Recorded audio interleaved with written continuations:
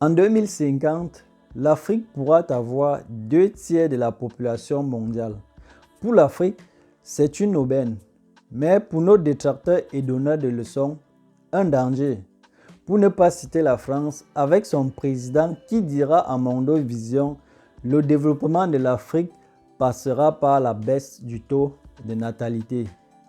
Il voit en effet un danger que nos mamans et femmes accouchent les 6 et 8 enfants. Et comme il aime trop l'Afrique, il parle d'un danger démographique. Un danger pour qui? J'ai envie de me demander. Ont-ils peur que la masse africaine puisse leur demander des explications? Je m'interroge seulement. Dans cette nouvelle vidéo, je prouve le contraire. Avec des exemples et des enjeux sont énormes. Nos pays ont besoin d'une grande population. Nos territoires sont encore vides. Plusieurs pays sont passés par là et nous ne ferions pas l'exception. À tout de suite.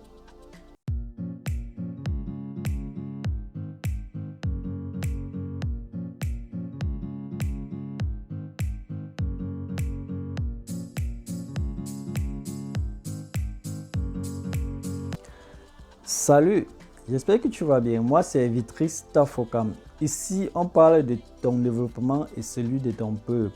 Si tu es nouveau sur la chaîne, abonne-toi et active la cloche de notification pour les prochaines vidéos. Comme je disais à l'introduction, la population africaine grandissante est une aubaine.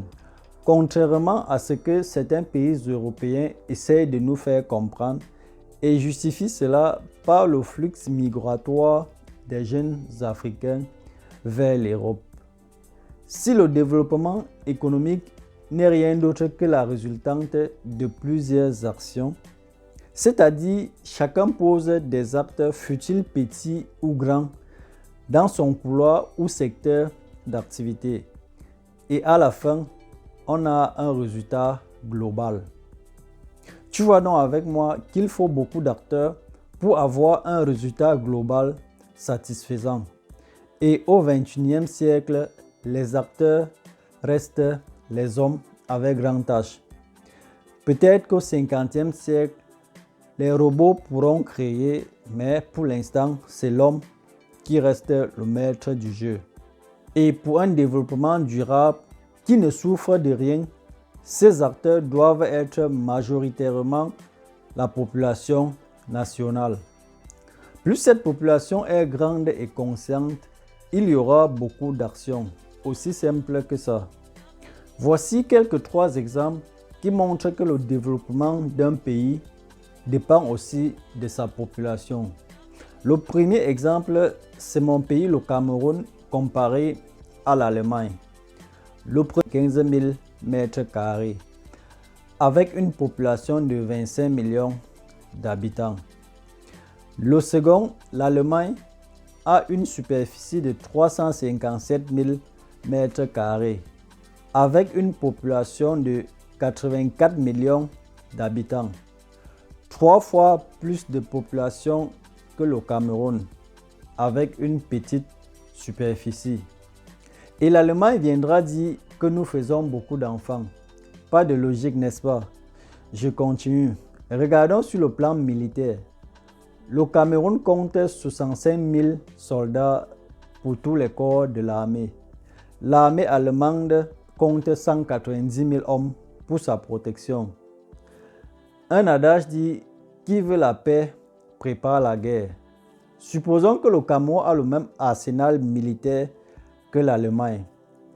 En cas de conflit, on ne sait jamais, le Cameroun sera confronté à un problème de soldats, pour ne pas dire à un problème de sa population qui est petite, pour couvrir une grande superficie.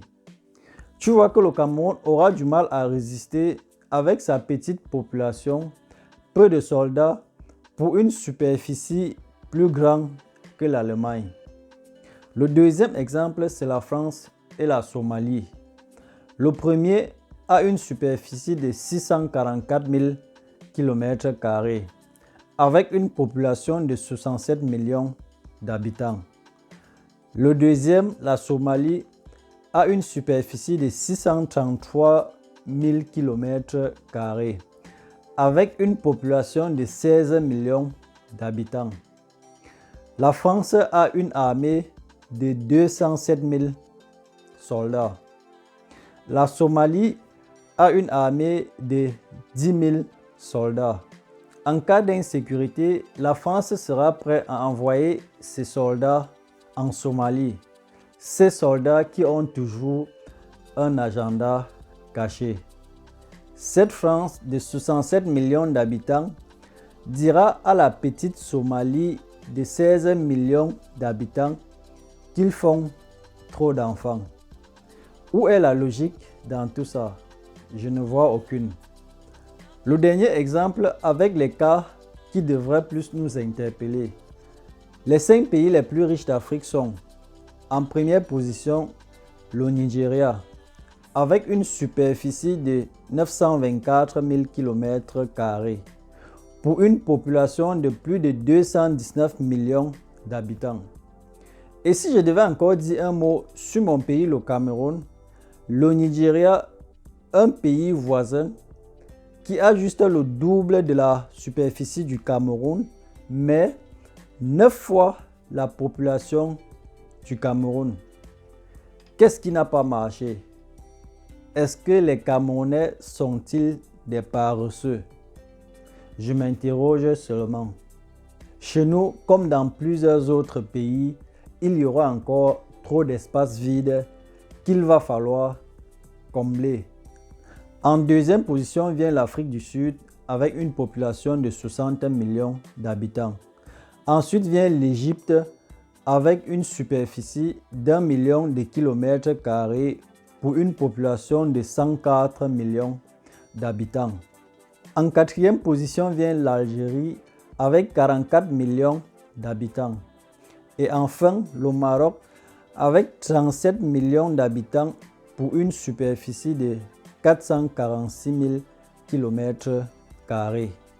Je dois aussi préciser que ces 5 pays les plus riches d'Afrique ont leur propre monnaie. Donc, c'est aussi par là que passera le développement. Mais les détracteurs, les pays occidentaux, ceux qui ont enchaîné la monnaie africaine, ne voient pas ce point. Étant donné qu'il n'y a pas de règles sans exception, on a quand même des pays qui n'ont pas une grande population, mais se sont développés sur le dos d'autres pays qui sont la plupart du temps encore en Afrique.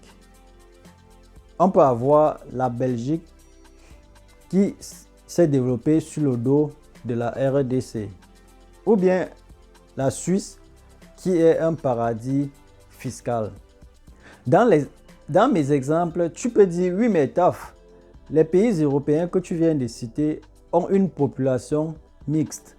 Ce qui est vrai, tu as parfaitement raison, mais cette population fait l'économie de ces pays.